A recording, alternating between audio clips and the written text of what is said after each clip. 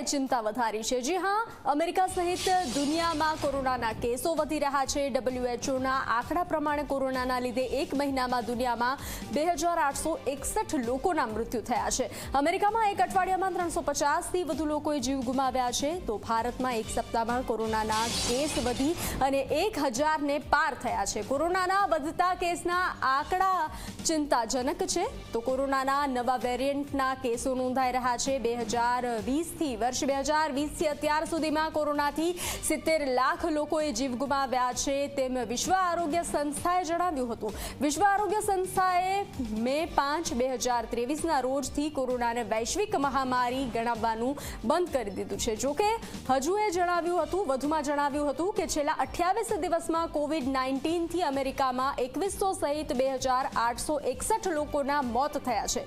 છેલ્લા કેટલાક સમયમાં કોરોનાના પીડિત દર્દીઓનું હોસ્પિટલમાં દાખલ થવાનું અને ઇમરજન્સી વિભાગની મુલાકાતોનું પ્રમાણ વધી ગયું છે।